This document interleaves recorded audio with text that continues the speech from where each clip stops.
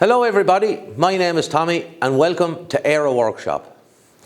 Now, a handheld router, used correctly, can be the most useful tool that any woodworker can have in his workshop, and it can be a pleasure to use. However, if used incorrectly, it can cause major issues with broken bits, damage to your stock, and even, unfortunately, damage to yourself. Now, through the years, I have found that the biggest mistake that people are making when using a router is using the router with the wrong direction of feed, i.e. running it in the wrong direction, and you're getting a runaway or you're getting tear out that's not what you're going to want. And in some cases, if you're using a small bit, if the router runs away on you, you'll also break the bit. Now, the basis for using a router are going to be the same no matter whether it's a big router like this or a little router like this one here. The principle is the very same.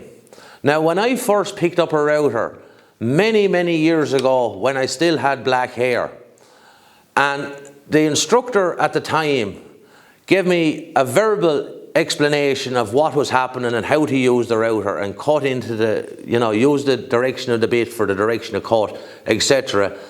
And that was all very good. But he did say one thing that really stuck with me, and I have actually passed this on to many people since.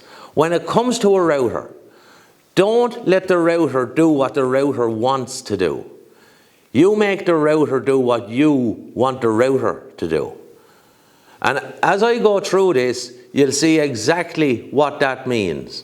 And if you take nothing else from this video, I'd like for that to be taken from it, because it really does explain the use of a router better than anything else. Now, once I progressed up the ladder and I became the person who was given the instruction, I incorporated a drawn diagram when I was doing the explanation to the student or the apprentice, and I found that by doing so, the apprentice had a greater understanding of what I was talking about when I was finished.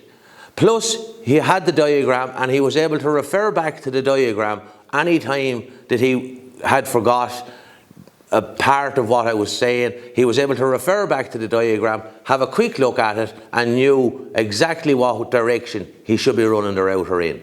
So that's what I'm going to do today, and hopefully someone will find it beneficial.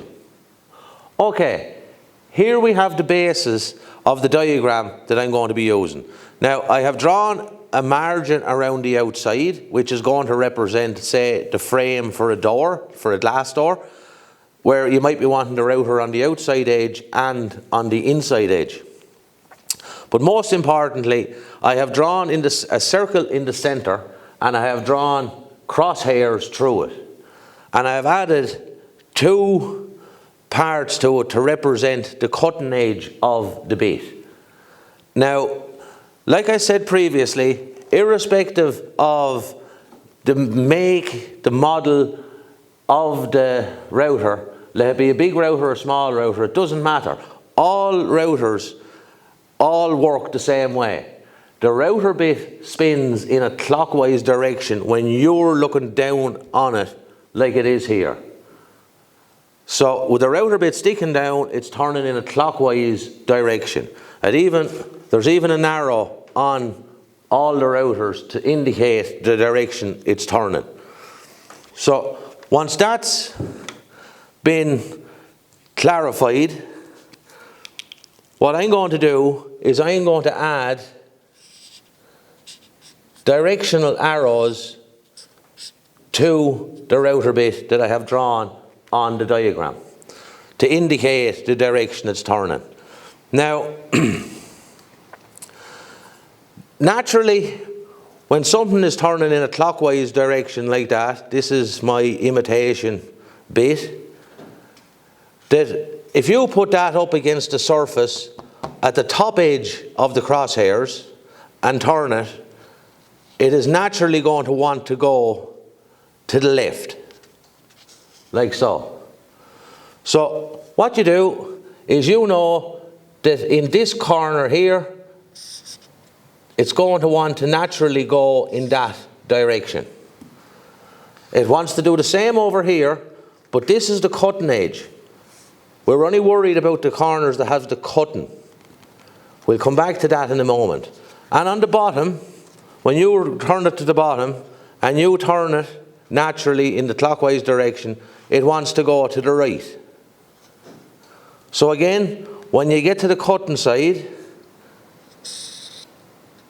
we indicate that it wants to go to the right. Now when it comes to the sides, I just want to show you that once you turn that in a clockwise direction, the router is automatically going to want to come back down the line. Okay? And on the other side, once you turn it in a clockwise direction, it's going to want to go up, away from you. Now this is where it comes to the part of, don't let the router do what it wants to do. You make the router do what you want it to do.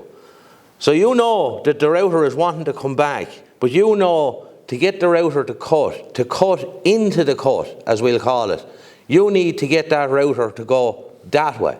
It naturally wants to come this way, but you want it to go that way. So you draw an arrow like that, which is opposite to the way that the router naturally wants to go. And again, on this side, the router is naturally wanting to go up the hill. So you're wanting the cutting edge down here. So you're wanting that to come down the ways. Now, we know that this is the cutting portion on the top edge of your bit. Once you're holding your router this way, that this is the part that's going to be doing the cutting. This part is not dictating what the router is doing. And this part on the bottom cut is not dictating what the router is doing. But, and that's why I draw this in a different colour.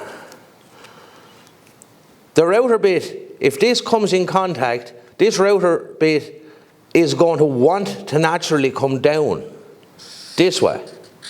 But you don't want that. And at the top, this section of the bit is going to want to go that way. But you don't want that. That's why I'm drawing it in red.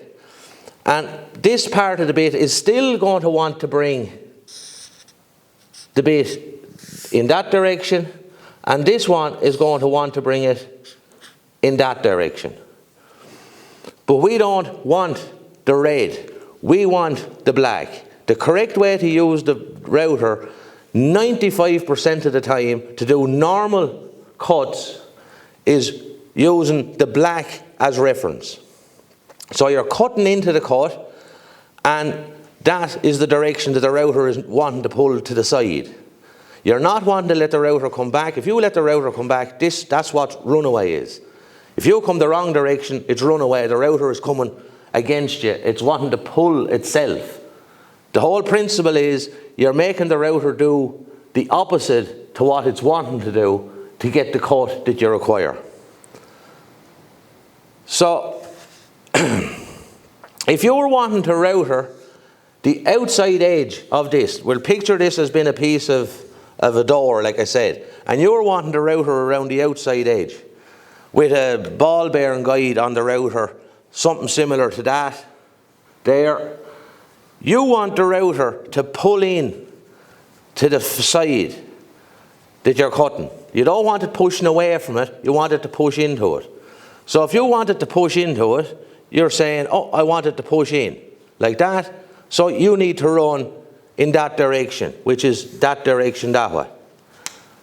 Across there, like so. Up that way, across there, and down there. And that's using this as your reference for that. Now when it comes to doing the inside, you want the pressure to go against the inside of the cut, which is against this line. So when you go and you say the arrow is going to point to that line, you know that you want to run this way. So you're actually running the opposite direction to what you ran on the outside edge. So as we'd say, outside you run anti-clockwise and inside you run clockwise. So when it comes to doing a door or something like that, you can work on that principle. But I'm going to show you a few different options that principle is not necessarily as clear, and you can use the diagram. A quick glance at the diagram will show you exactly the way you need to run it. Okay, as well as routering the outside edge of, say, a door or a cabinet top, or routering out the inside of a frame for a glass door, there often becomes a time when you need to run a groove or a dado or a cove in the centre of a piece of wood, where you're going to be using an edge guide. Now, when you're using this, you know that the router needs to push up, be naturally pulling up against the guide, because if it's not, it's going to wander off on you. So again, if you refer back to your drawing and you see that you want to push in against your fence, you need to run in that direction there. And if you're wanting to run on the opposite side, over here, on this side, you look at your diagram, you see, oh, I wanted the router to naturally push against that, which is that arrow there. You know that you need to run down the line. So just a quick glance at the diagram lets you know exactly the direction you need to go. And if you want to use a template with a guide bush on your router, and you're wanting to cut on the inside of your template, let it be whatever shape you want it to be, you know that you want the router pulling out against the template. You don't want it wandering away from the template. Again, out to the template, run in that direction. So it's another inside cut, so you're running in a clockwise direction. If you're wanting to run on the outside of a template, that say you're wanting to use a trim bit or something like that on the outside of a template, you look at it again and you see that you want to go to the outside, and you look at the arrow and it tells you to go in that direction. So again, it's an outside cut, so it's in an anti-clockwise direction. The next thing I want to cover is using a guide fence on your router to create a groove or a dado from the edge of a piece of wood. Now, you set that up on the outside like so. You want that fence to be pulled in tight to the piece of wood. So again, you look at your diagram and you see you want it to pull into the piece of wood, and you see that you need to go in this direction. So you know that you need to pull the router in this direction, and that'll keep the fence tight to the piece of wood. Now, if you run in the opposite direction, which is marked in red, it's going to naturally want to push the router and the fence away from the piece of wood. So then you'll end up with a wavy, crooked dado. Now, if you only have a 1/4 inch bit and you're wanting to do, say, a 3/8 inch groove, so that means that you need to remove another little bit of material off both sides of the groove. The same principle doesn't necessarily work, because you look at the diagram and you see when you're wanting to cut this part here on this side, it's actually this portion of the router bit that's doing the cutting, and when you're wanting to move on the other side, it's actually this portion of the router bit that's doing the cutting. So once you're wanting to do this part in here, you need to run in that direction, the same as you done the groove originally, because that's the cutting edge that's pulling the router. But to do this side, you're using this portion of the bit to do the cutting. And to stop you from getting run away using that part, you have to run in the opposite direction. So you're treating this as an outside cut, and you're treating this as an inside cut. The only thing, if you're doing that and you're running in this direction with your fence, you have to be careful to make sure you hold the router fence tight to the edge, because it will be wanting to push out a little bit on you. So you just need to take care doing that. The ideal way to do is turn it around and do it from the other side, where you're using the cut that's pulling it in against the fence. But sometimes you're not able to do that, so that's how you would do it. Okay, that's the diagram explaining the correct way to run a handheld router into a piece of wood. Now, I do want to state that this is for a handheld router. It's not for a router table. A router table will be actually the opposite of it. Plus, there's a few other little things that you need to look out for when using a router table to use it correctly. Now, as in all woodworking, there is always something that contradicts what's set in place. Now, that is, in this case, something that's called a climbing cut. And that's when you will actually be having to use the router in the complete opposite of what I've been saying. But I'm going to cover that in a different video, because to start doing climbing cuts, I believe personally that you need to be competent with the router and used to using the router and how the router is reacting before you start trying to do climbing cuts. So router tables and climbing cuts I will cover in another video. Now, there is one other thing that I didn't cover that I would like to cover now, and that's using a circle cutting jig, where you have the router placed on your jig and you're going to have a center hole to hold your router centered to cut your hole.